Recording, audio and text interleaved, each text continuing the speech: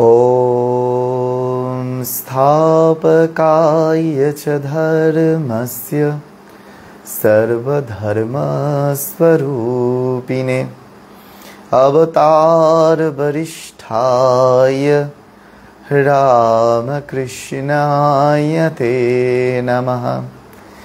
जननीं शारदां देवीं रामकृष्णं जगद्गुरुं पादपद्मे तयो श्रुत्वा प्रणमामि मुहुर्मुहुः।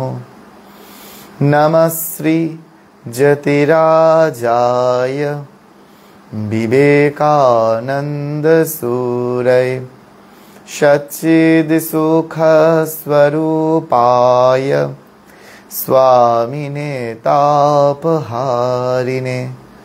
गुरुब्रह्मा गुरुविष्णु गुरुदेव महेश्वर गुरु साक्षात् परं ब्रह्म तस्मै श्री गुरवे नमः।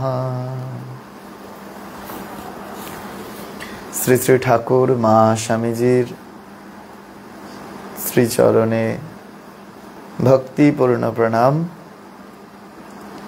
আপনারা যারা প্রশ্ন করেছেন, যারা এই রকম সঙ্গ প্রসঙ্গ শুনছেন, তাদের সকলকে আমার আন্তরিক শুভেচ্ছা। শোনা যাচ্ছে তো? আজকে আমরা আবার প্রশ্নোত্তর পর্ব নিয়ে হাজির হয়েছি। এটা বোধহয় সাইলেন্ট করতে হবে।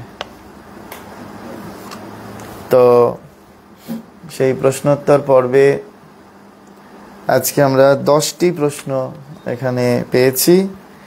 সেই প্রশ্নের উত্তরই আজকে আমরা এখানে আলোচনা করব। তো আপনারা শুনছেন এবং শুনে তার প্রশ্ন পাঠাচ্ছেন, এটা আমাদের খুব আনন্দ দিচ্ছে। সবিতা মজুমদার প্রশ্ন করেছেন, মহারাজ একটা কথা ছিল, বিছানায় বসে জপ করার সময় আসন নিতে হবে আর পা ভেঙে বসতে পারি না, উপায় যদি বলে দেন। দীক্ষার সময়তেই আমাদের যে যা নির্দেশ আমরা গুরুর কাছ থেকে পেয়েছি সেটি আমরা প্রথমত পালন করব। এখন বিছানা যদি শুদ্ধ হয় তাহলে আসন ব্যবহার করা যেতেই পারে, না হলে আমরা সর্বাবস্থায় আমরা ভগবানের নাম করতে পারি, জপ করতে পারি। দ্বিতীয় হচ্ছে, আপনি বলতেছেন যে আপনি পা ভেঙে বসতে পারেন না, অর্থাৎ পা বাবু হয়ে বসা যেটাকে বলে, আপনি যদি না পারেন তাহলে অবশ্যই আপনি চেয়ার বা টুল ব্যবহার করবেন। সেই চেয়ার বা টুলের ওপরে আপনার জপের যে আসনটি রয়েছে সেই জপের আসনটি আপনি পেতে নেবেন।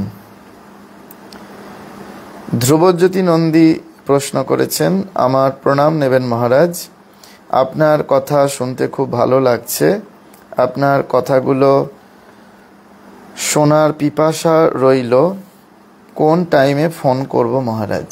আচ্ছা, আমার যে নাম্বারটি ওখানে দিয়ে দেওয়া হয়, ফোন করতে পারেন যে কোনো সময়তেই। আমি যদি ফোন না ধরতে পারি তাহলে অবশ্যই আমি কল ব্যাক করে থাকি, যে কোনো সময় ফোন করতে পারেন।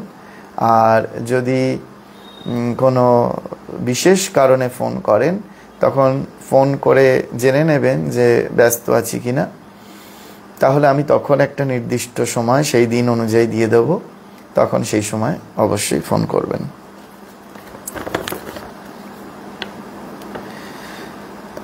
মণিদীপা মজুমদার প্রশ্ন করেছেন, মহারাজ আমার অন্তরের প্রণাম নেবেন, আমি চেয়ারে বসে পূজা জপ করি, দুটি উলের কাপড় বাঁধানো আসনের উপর পূজার আসন পেতে পূজা করি, আমি কি ঠিক করছি?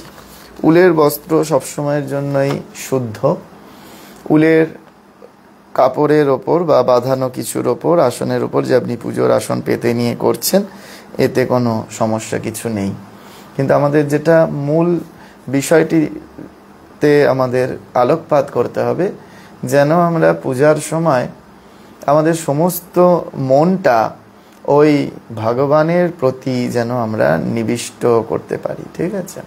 সেটা কিন্তু আমাদের সম্পূর্ণরূপে যেন থাকে, কারণ এই যে উপাচারগুলোর দিকেই আমাদের মনগুলো এমনভাবে বিন্যস্ত হয়ে যায়, যে কারণে আসল যে জায়গাটি, সেই জায়গাটি আমরা মানে ভুল হয়ে যায়। আমরা পুজোরই জোগাড় করছি, ঠাকুরেরই পুজোর জোগাড় করছি, কিন্তু ঠাকুরকে আর স্মরণ করাটা হচ্ছে না, তাই না? ঠাকুর বলছেন না, সেই জন্য পুজোর সময় ভগবানের কথা কইবে, ভগবানকে নিয়ে আলোচনা করবে, ভগবানকে স্মরণ করবে, এই রূপ আমাদের করতে হবে, ঠিক আছে? আপনারা এখন যারা শুনছেন, আপনারাও প্রশ্ন করতে পারেন। সুদীপা আঢ্য প্রশ্ন করেছেন, আমিষ খাবার খেয়ে কিভাবে শুদ্ধ হয়ে জপ করব? আপনি যদি দেখছেন যে আপনার আমিষ খাবার খেলে মন বসছে না, সেক্ষেত্রে আপনি নিরামিষ আহার ভোজন করুন, কি হব্বিষান্ন গ্রহণ করুন, কিন্তু আমিষ আহার খেয়ে শুদ্ধ হওয়া যায় না এমনটা কিন্তু একেবারেই নয়। কারণ আপনি যে শরীরটা দিয়ে ভগবানকে ডাকতে বসছেন, ভগবানের পূজা করতে বসছেন, সেই শরীরটা কি নিরামিষ? এই শরীরটাতেই তো মাংসে ভর্তি রয়েছে। অতএব আমিষ শরীর নিয়ে নিরামিষের ভাবনা, এটা কি করে সম্ভব? তো সেই জন্য মনটা আমাদের যেন ঈশ্বরের পাদপদ্মে যায়।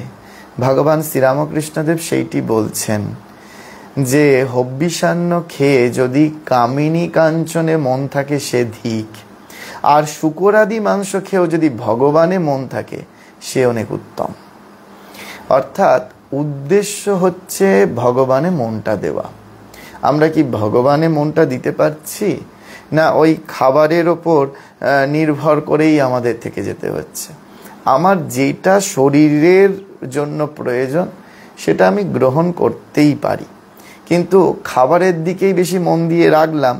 বেশিরভাগ সময় দেখি কেউ যদি আমাকে প্রশ্ন করে, মহারাজ একাদশী করবো, আমি তো সঙ্গে সঙ্গে বলি অবশ্যই একাদশী করবেন।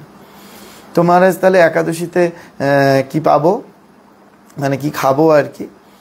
মানে এইটা হচ্ছে একাদশীর মূল বিষয়বস্তু হয়ে দাঁড়ায়, যে একাদশী মানে হচ্ছে যে ভগবানের সঙ্গে বাস, হরিবাসর, মানে ভগবানকে নিয়ে রাত্রিকালীন কাটানো। সেটা কিন্তু আমরা কেউ করছি না। আমাদের নজর কোথায় থাকছে, না উপবাস করছি মানেই অন্যদিন যদিও বা একটা ভাত ডাল সবজিতে হয়ে যায়, কিন্তু উপবাসের দিন দেখা যায় আমাদের বেশি বেশি খাবার হচ্ছে, লুচির সঙ্গে পোলাও বা ওই কুমড়োর ছক্কা বা যা কিছু, এটা বেশি পদ রান্না হয়ে যাচ্ছে। তো সেই জন্য যেন আমরা কি খাবারের মধ্যেই নিজেকে নিহিত করে রাখবো, না ভগবানে মনটা দেব? বুঝতে পারছেন? যদি আপনার মানসিক স্তর আমিষ আহার করেও ঠিক থাকে, তাহলে আমিষ আহারে কোনো অসুবিধা নেই। আর যদি দেখছেন যে না, আপনার আমিষ আহার করলে মন বিক্ষিপ্ত হয়ে যাচ্ছে, আপনি নিরামিষ খেয়ে বেশি কনসেন্ট্রেট হয়ে জপ ধ্যান করতে পারছেন, তাহলে নিরামিষ খাবেন। আবার দেখছেন যে নিরামিষ খেতে গিয়ে আপনার শরীর খুব অসুস্থ হয়ে পড়ছে, ডাক্তার বলছেন যে একটু মাছের ঝোল ভাত খেতে, হ্যাঁ, তখন না আমি তো ধর্ম করি, আমি তো জপ ধ্যান করি, তো আমি এখন কি করে মাছের ঝোল ভাত খাবো? তো এখন ওই ধর্ম করতে গিয়ে শরীর অসুস্থ হলো আর শরীরের দিকেই মনটা পড়ে রইলো, ভগবানে মনটা দিতে পারলাম না, এমন ধর্মের কোনো মানে হয় না। সেই জন্য এই ঠাকুরমা স্বামীজির ভাবাদর্শে যারা আমরা জীবনটিকে যাপন করি, মা তো পরিষ্কার বলছেন যে আগে ভুঁড়ি আর মুড়ি ঠান্ডা রেখে তারপরে ভগবানকে ডাকতে বসো।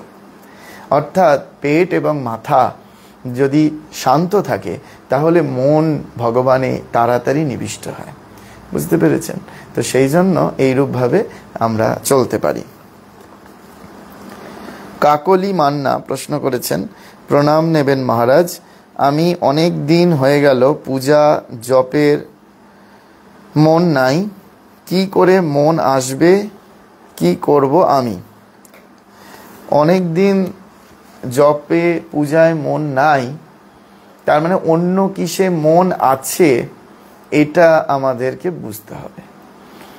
ধরে নেওয়া যাক যে একটি বাচ্চা ছেলেকে যখন আমরা বলছি, কোনো ছাত্র বা ছাত্রীকে বলছি যে এই ছেলেটি বা মেয়েটি পড়াশোনায় খুব অমনোযোগী, পড়াশোনায় মন নাই, তার মানে বুঝতে হবে যে তার নিশ্চয়ই কোনো না কোনো কিছুতে সেই সময় মনোযোগী।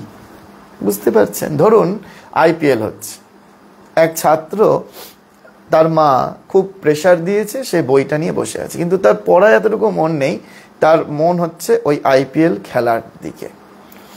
তাহলে যতই সে বই নিয়ে বসে থাকুক, তার তো কিছুতেই পড়াটা হবে না, তার তো মনটা ওই খেলার দিকে রয়েছে, কতক্ষণে সে উঠে খেলাটা দেখবে।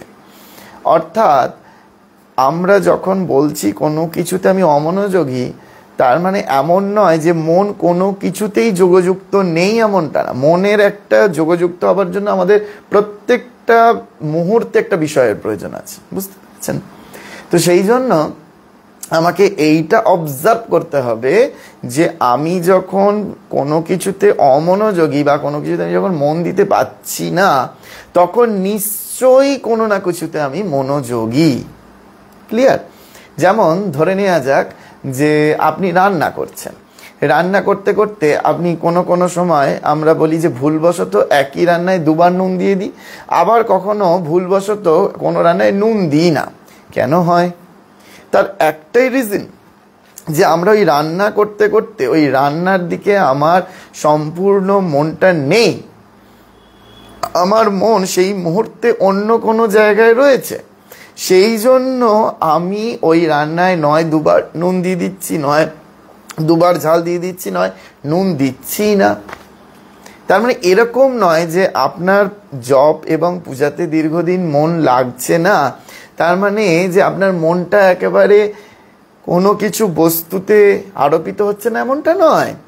মন কোনো না কোনো কিছুতে লেগে রয়েছে, যোগযুক্ত হয়ে রয়েছে। আমাদের সমস্যাটা কোথায়?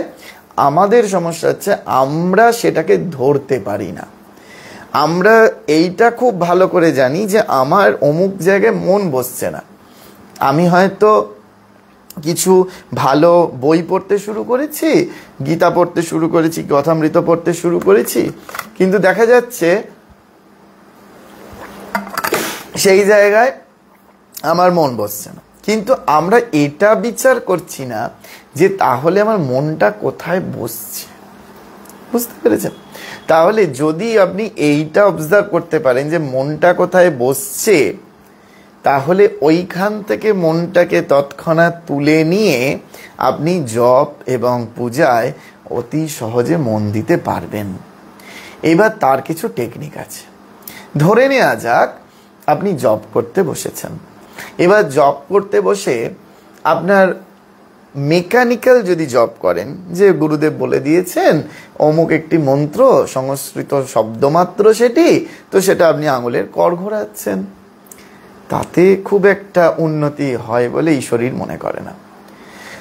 জপ করতে বসেই আগে আমাকে ভাবতে হবে যে আমি সেই যেদিন প্রথম দীক্ষা নিতে গিয়েছিলাম গুরুদেবের কাছে, সেই দিনের যে প্রিপারেশনটা, আগের দিন বিকেলবেলা আপনি কত কি উপাচারের সমস্ত জিনিসপত্র কিনেছেন, তারপরে দিন সকালবেলা ভোরবেলা গুরুর স্থানে গেছেন, গুরুদেব সেখানে আপনার কাছে প্রথমে হাজির হয়েছে, তারপর দীক্ষা সম্বন্ধে আপনাকে বলেছেন, তারপরে আপনাকে মন দিয়ে সেই দীক্ষার মন্ত্রটিকে শুনতে হয়েছে, কারণ ওই মন্ত্র আপনি লিখতেও পারবেন না, রেকর্ডও করতে পারবেন না, অপর কাউকে বলতেও পারবেন না, অতএব আপনাকে কতটা মন দিয়ে শুনতে হয়েছে। এই যে আপনি যখন ভাবছেন, এই ভাবনাটাতেই আপনার মনটা তখন ওই কনসেন্ট্রেট হতে শুরু করবে। যেই মুহূর্তে ওই প্রথম দিনের জায়গায় চলে যাবেন, যে আপনার গুরুদেব আপনাকে মন্ত্র দিচ্ছে আর আপনি সেই মন্ত্রটা শুনছেন, ব্যাস ওই জায়গাতেই মনটা বদ্ধ হয়ে যাবে, আর কিছুর প্রয়োজন হবে না। তখন এই আলাদা করে মন নেই এইটা আর বলতে পারবেন। আপনি প্র্যাকটিস করে দেখুন, আপনি আবার আমাদের পরবর্তীকালে এই প্র্যাকটিস করে কি ফল পেলেন অবশ্যই জানাবেন।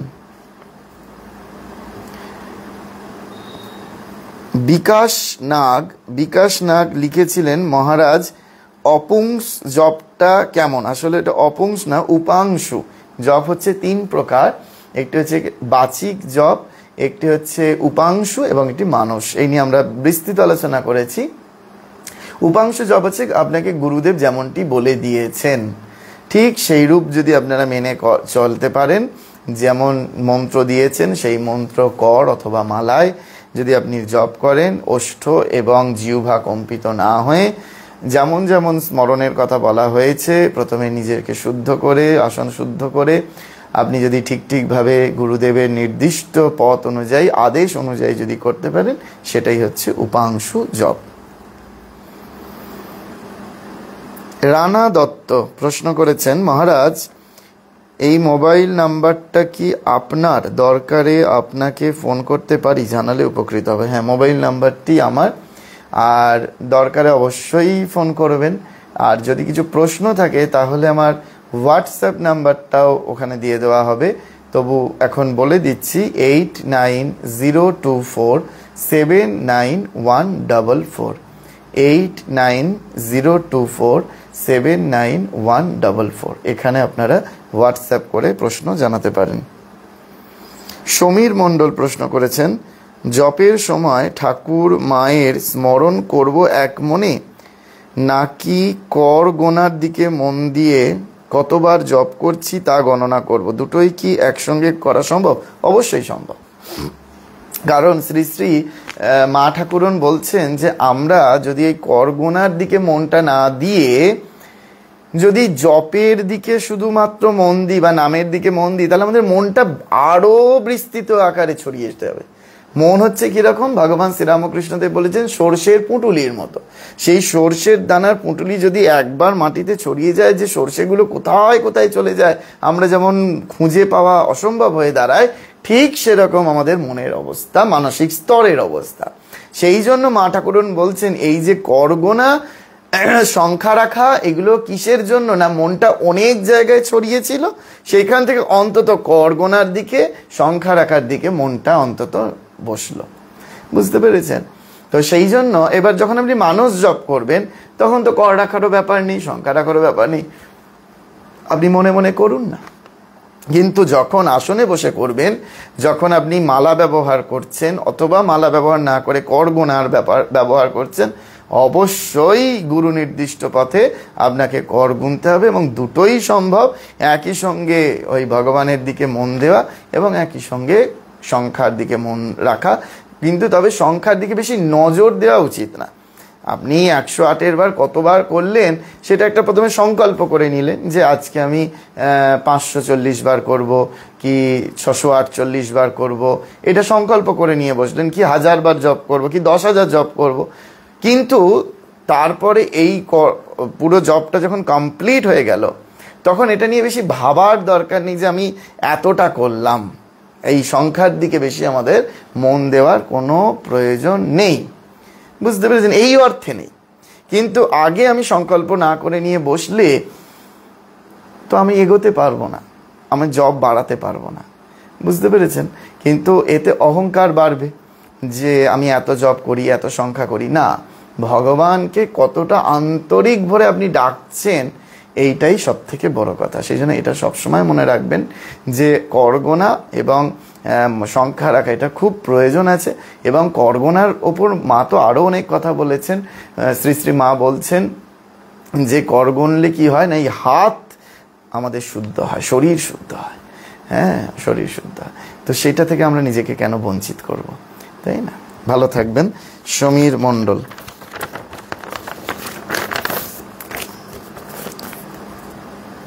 নেক্সট প্রশ্ন করেছেন অপর্ণা মিত্র। মহারাজ, আমার মন কিছুতেই শান্ত করতে পারছি না। মেয়েকে নিয়ে একটু শারীরিক কারণে চিন্তায় আছি। আমি আমার উন্নতি চেয়ে মনে মনে জপ করছি, মনে অনেক কথা চলে আসছে, আমার প্রণাম নেবেন।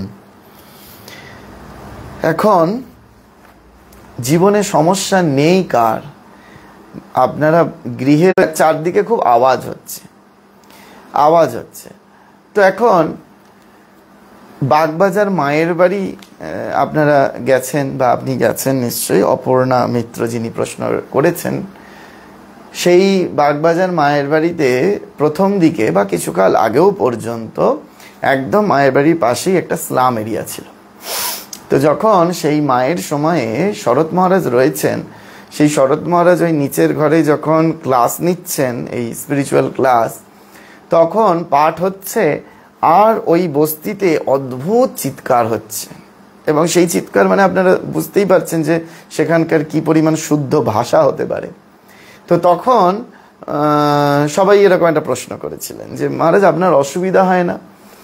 মানে এই কিছু বছর আগে পর্যন্ত সেই একই সমস্যায় সম্মুখীন হতে হয়েছে ওখানে।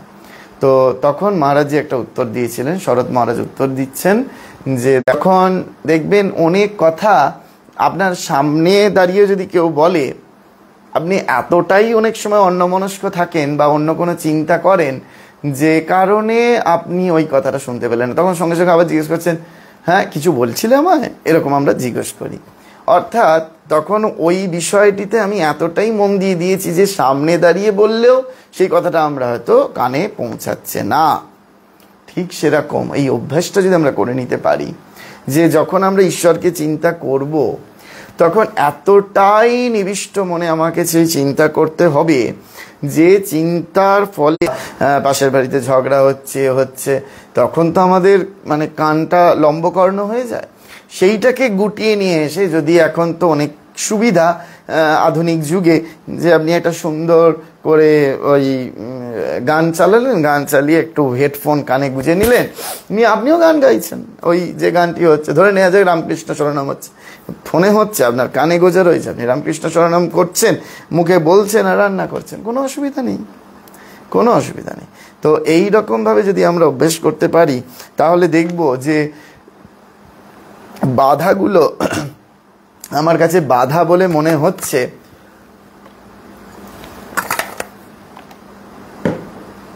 সেই বাধাগুলোই আমার কাছে পরম আশীর্বাদ হয়ে যাবে। সেই বাধাগুলো আমার কাছে পরম আশীর্বাদ স্বরূপ হবে। তো সেইটা কিন্তু আমাদের বারবার করে মনে রাখতে হবে। কারণ শ্রীমতী রাধারানী যখন ওই যমুনায় জল আনতে যাচ্ছেন বা কৃষ্ণের বাঁশি যখন বাজছে, তখন কত অসুবিধার মধ্যে পড়তে হয়েছে, এটা একটু ভেবে দেখুন, তাই না? জটিলে কুটিলে না থাকলে ঠাকুর বলছে লীলা পেশটাই হতো না। আবার মা যখন নহবতে ছিলেন, হ্যাঁ, তখন কত অসুবিধার সম্মুখীন হতে হয়েছে। আপনি কখন ঘুম থেকে ওঠেন আমি তো জানি না, কিন্তু শ্রী শ্রী মায়ের জীবনটা আপনি যদি দেখেন, মাকে সারাদিন ধরে কাজ করতে হচ্ছে, সেই জন্য সকাল বেলা উঠে ওই রাত 3টের সময় ঘুম থেকে উঠে পড়তে হচ্ছে। উঠে পড়ে ওই একবার বাহ্যে করে নিচ্ছেন, কারণ তারপরে সেই আবার কোন দুপুরবেলা সবাই যখন বিশ্রামে যাবে তখন মা বেরোতে পারবেন। তার ওই রাত 3টের সময় উঠে আর আসনে বসবার সময় হবে না, সেই জন্য তিনি জপ ধ্যান করে নিচ্ছেন। আমরা কি সেটা করছি? আমরা কি করছি না, আমরা হয়তো তার ঠিক বিরূপ। আমরা দেরি করে ঘুম থেকে উঠছি, উঠে সবাই যখন উঠে পড়ছে তখন আওয়াজ সৃষ্টি হচ্ছে, একটা কলরব হচ্ছে, আমি তার মধ্যে জব করতে বসছি, তো আমার মনে হচ্ছে যে এগুলো আমার কাছে ইউটিলাইজ করতে হবে একদম সম্পূর্ণ নিজেকে। তো সেই জন্য আমরা এইরূপভাবে আমাদের এগোতে পারি সাধন ভজনের পথে। স্বাতী দাস প্রশ্ন করেছেন, আমি একদিন মাংস রান্না করছিলাম, ফোনে হরিনাম চালিয়ে আমার মেয়ে এসে বললে, হরিনাম শুনতে শুনতে মাংস রান্না করছো? আমার প্রশ্ন, হরিনাম শুনতে শুনতে আমিষ রান্না করা বা খাওয়া যাবে না? যাবে না কেন? আমরা যখন পুষ্পাঞ্জলির মন্ত্র বলছি, তখন প্রথমেই যেটা বিষ্ণু স্মরণ করি, সেইখানে বলা হচ্ছে নম অপবিত্র পবিত্র বা বা তো ল্যাট্রিনে গিয়ে আমাদের মনে হচ্ছে ইস আমরা এখানে বসে আছি, এখানে হরিনাম করব, ভগবানের নাম করব। সেই জন্যই প্রথমেই বিষ্ণু স্মরণে বলা হচ্ছে অপবিত্র, তারপরে বলছে পবিত্র বা। আমরা অপবিত্র থাকতে পারি কি পবিত্র থাকতে পারি, ম্যাটার করে না কিছু। স্মরেত, আমি সেই মুহূর্তে, স্মরেত মানে আমি চিন্তা করতে পারি, ভগবানের নাম করতে পারি। স্মরেত পুণ্ডরিকাক্ষ, পুণ্ডরিকাক্ষ মানে হে নারায়ণ, নারায়ণের এক নাম।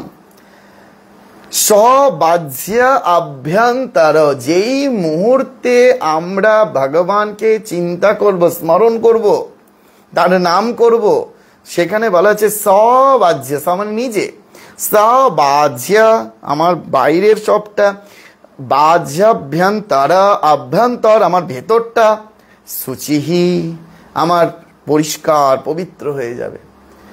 অপবিত্র পবিত্র বা সর্বাবস্থাং গতহোপি বা স্মরেত পুণ্ডরীকাক্ষং সবাহ্য আভ্যন্তর শুচিহি। বুঝে যাচ্ছে?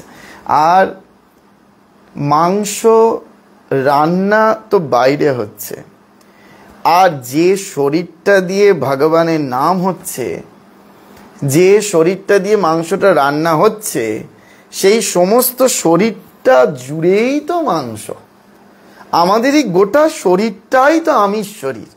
তা সেই আমিষ শরীর দিয়ে নিরামিষ রান্না হয় কি করে, তাই না?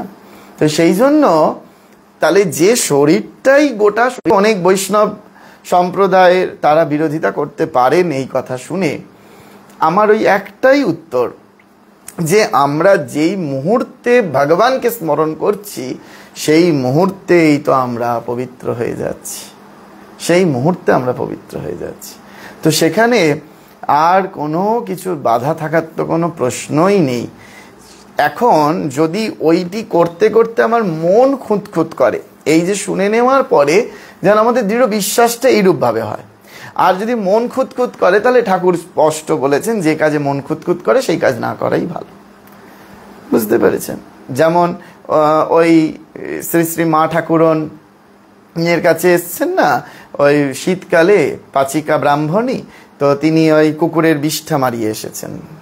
যেই বিষ্ঠা মারিয়ে এসেছেন ওই শীতের রাতে, বলছেন যে এখন আমি রান্না করব, তার আগে স্নান করব। মা বলছেন খেপেছো নাকি, এই রাত্রিবেলা শীতের রাতে স্নান করলে যে তোমার নিউমোনিয়া হবে।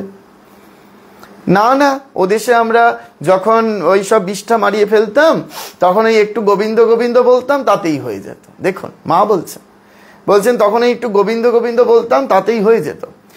এবার সেই ব্রাহ্মণী তো পাচিকা যিনি, তিনি তো কিছুতেই শুনবেন না, নাছর বান্ধব। বলছে না মা, আমার যে বড় মন খুঁতখুত করছে, আমি তো স্নান করি, স্নান না করলে আমি শুদ্ধ হবো কি করে? তখন মা বললেন তাহলে একটু গঙ্গা জল মাথায় ছিটিয়ে নাও। তাতেও যখন শুনছেন না, মা হাতটা বাড়িয়ে দিয়ে বলছেন তাহলে একে স্পর্শ করো। পবিত্রম চরিতম যস্বা পবিত্রম জীবনম তথা পবিত্রতা স্বরূপিণ্যই তস্मै দেব্যৈ নমো নমঃ। যিনি পবিত্রতা স্বরূপ, পবিত্রতা স্বরূপিনী, তাকে একবার চিন্তা করে নেবেন সেই মুহূর্তে, ব্যাস। বা যদি চিত্রপট থাকে, তাকে একবার তার পাড় দুটি ছুঁয়ে একবার আমরা প্রণাম করে নিতে পারি, ব্যাস। যেই মুহূর্তেই পবিত্রতা স্বরূপিনী তাকে স্পর্শ করছি, আমরা তো সেই মুহূর্তে পবিত্র হয়ে যাচ্ছি। সেই পবিত্র হৃদয়, পবিত্র শরীর, পবিত্র দেহ দিয়ে আমরা ভগবানের নাম করতেই পারি। ওই জন্য যখন রান্না করবেন, সেই রান্নার গ্যাসের ওপরে আমি দেখেছিলাম এক ডাক্তারবাবুর বাড়িতে গৃহিণীর যিনি রয়েছেন, তিনি ওই যেখানে রান্না করছেন ঠিক তার ওখানে একটা সেলফ করা রয়েছে, সেখানে সুন্দর করে ঠাকুর মা স্বামীজি এবং ওনারা ভূতেশানন্দজি মহারাজের মন্ত্র শিষ্যা, সেই জন্য মহারাজজির একটি ছবি। ওই রান্না করছে, খুন্তি নাড়ছে, কিন্তু এই চোখটা সোজাসুজি একদম ঠাকুর মা স্বামীজির দিকে। যখন হরিনাম চলবে বা হরিনাম করবেন, বা ঠাকুরমা স্বামীজির গান চলবে বা ঠাকুরমা স্বামীজির গান করবেন, ওই সামনে যদি তাদের চিত্রপটটা রাখতে পারেন, আমরা অত সেলফ না করে একটা ছোট ছবি, সেটাকে প্লাস্টিক ল্যামিনেশন করে, না হলে ওই তেলে হয়ে যাবে ব্যাপারটা, রান্নার লেগে, তো ওইখানে একটা প্লাস্টিক ল্যামিনেশন করে সেই চিত্রপট আমরা সুন্দর করে ওখানে একটা সেলোটেপ দিয়ে আটকে রাখতে পারি, যে যখন সেই নামগুলো করছি, ওটা নিজের জন্য যত না করছেন, ঠাকুর মাকে শোনানোর জন্য করছেন, দেখবেন তাতে আরও বেশি আপনার হৃদয়টা আনন্দে ভরে যাবে। যেই মুহূর্তে ঠাকুরমা স্বামীজি আপনার ওই হরিনাম শুনছেন, কারণ ঠাকুর নিজে মাকে বলেছিলেন যখন ঠাকুরের শরীর চলে যাবে তখন ও দেশে গিয়ে শাক বুনবে, শাক ভাত খাবে, কারুর কাছে হাত পাতবে না, আর হরিনাম করবে। এই হরিনাম করতে ঠাকুর নির্দেশ করেছিলেন শ্রী শ্রী মা ঠাকুরনকে। তো সেই জন্য আমরা তাকে শোনাতে পারি হরিনাম করে। তো ওই জন্য আমাদের মনে রাখতে হবে যে আমরা যে কোনো অবস্থায় আমরা হরিনাম করতে পারি, হরিকে স্মরণ করতে পারি, ভগবানকে স্মরণ করতে পারি। তো আজকে আমাদের 10টা প্রশ্ন তো শেষ হলো, প্রশ্ন আসে নাই। ঠিক আছে, তাহলে আবার আপনারা আমাদের এই সঙ্গ প্রসঙ্গ শুনে যদি কারোর কোনো প্রশ্ন থেকে থাকে, আজকে আমরা প্রশ্নোত্তর পর্ব 2 কমপ্লিট করলাম। এরপরে আমরা আস্তে আস্তে এরকম সপ্তাহে 1 দিন করে প্রশ্নোত্তর পর্ব করে দেব। আপনাদের প্রশ্ন করতে পারেন এবং তাতে আমরাও আলোচনা করে আমরা নিজেরাও অনেক অনেক সমৃদ্ধ হব, এই আশা রাখব। তো যেটা বলার সেটা হচ্ছে ওই মা যেটা বলছেন, ঠাকুর যেটা বলছেন যে সদা সর্বদা ঈশ্বরের নাম গুণকীর্তন, সেটা যেন আমরা সকলে মিলে অহর্নিশ সেটা করতে পারি, যেন ভগবানের নাম আমরা প্রতি মুহূর্তে যেন না ভুলে যাই। মা বলছেন ঘড়ির কাঁটার মতো যেন আমরা তার নাম স্মরণ করি, তার জপ করি। তো এইটাই আমাদের যেন সকলের জীবনের পাথেয় হয়ে থাকে।